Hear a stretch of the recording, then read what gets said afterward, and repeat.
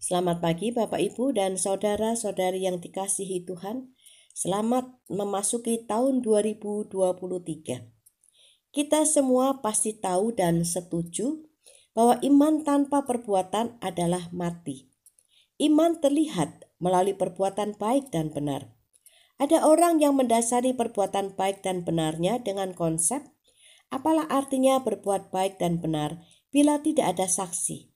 Artinya, ada perbuatan-perbuatan baik dan benar yang hanya dilakukan sebagai sebuah pertunjukan. Di zaman media sosial sekarang ini, banyak orang merekam perbuatan baik dan benar untuk dijadikan konten dan menjadi sumber penghasilan. Selain itu, ada juga orang yang hanya berbuat baik kepada yang sepadan agar dapat memperoleh balasan. Tetapi kita pun tahu, masih banyak orang yang perbuatannya merupakan buah dari imannya, sehingga saat berbuat baik dan benar tidak dipertontonkan dan tidak mengharap balasan. Firman Tuhan di awal tahun yang baru ini diambil dari Injil Matius pasal 25 ayat 31 sampai 46 yang berbicara tentang penghakiman terakhir. Saat penghakiman terakhir, Yesus akan hadir sebagai raja yang akan menunjukkan keadilan kepada umat. Pada penghakiman terakhir, semua orang akan menghadap sang raja.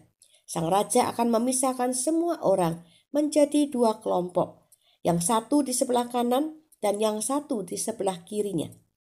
Pemisahan ini menunjukkan bahwa sang raja mengenali dengan baik siapa umatnya.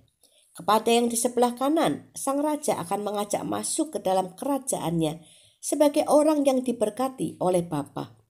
Tetapi kepada yang di sebelah kiri, sang raja mengusirnya. Mereka dienyahkan sebagai orang yang terkutuk dan dibuang ke dalam api yang kekal. Tuhan mengenali umatnya melalui iman yang hidup dan iman yang nyata dalam perbuatan-perbuatan yang tulus. Melalui ayat 35, 36, 42, dan 43, sang raja menunjukkan apa yang dilakukan umat dalam kehidupannya. Iman terlihat dalam perbuatan. Salah satunya adalah kepedulian pada hidup orang lain. Banyak orang hidup dengan beban berat. Tuhan tidak menuntut umatnya untuk membuktikan imannya dengan perbuatan-perbuatan besar. Perbuatan-perbuatan sederhana itu sudah membuktikan iman kita kepada Tuhan. Memberi makan, memberi minum, memberi pakaian, dan mengunjungi adalah perbuatan sederhana yang dapat dilakukan oleh semua orang. Tetapi sayang, tidak semua orang bersedia melakukannya, karena untuk melakukannya dibutuhkan ketulusan hati. Yang mengejutkan, sang raja berkata, "Ketika aku lapar, kamu memberi aku makan.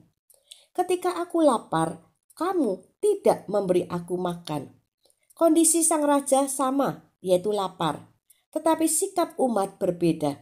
Yang seorang memberi makan, yang seorang tidak memberi makan. Dua kelompok ini sama-sama tidak menyadari bahwa yang sedang lapar itu adalah sang raja. Kalau saja tahu bahwa yang sedang lapar itu sang raja, tentu semuanya akan berbeda. Semua orang akan memberikan yang terbaik. Sayangnya, Tuhan sedang menyamar, sehingga dua kelompok itu tidak mengenalinya dan bisa jadi serasa terkena jebakan Batman. Ternyata, walaupun kita mengaku mengenal Tuhan, kita seringkali tidak mengenali Tuhan. Karena seringkali Tuhan memilih hadir dengan mengambil rupa atau menyamar sebagai manusia yang menderita. Dan karena tidak semua orang yang menderita adalah Tuhan yang sedang menyamar, maka makin sulit bagi kita untuk membedakan yang mana Tuhan dan yang mana manusia biasa yang sedang memanfaatkan penderitaan untuk menipu kita. Kita pun seringkali keliru berpikir bahwa Tuhan selalu berada dalam gedung gereja yang nyaman, sehingga kita terlalu sibuk melayani di gereja. Padahal ternyata Tuhan lebih banyak memilih berada di tempat-tempat kumuh yang tidak menarik untuk dikunjungi. Sekiranya kita mengenali Tuhan yang sering menyamar sebagai manusia yang menderita, kita tidak akan serasa terkena jebakan Batman. Tuhan beserta kita. Amin.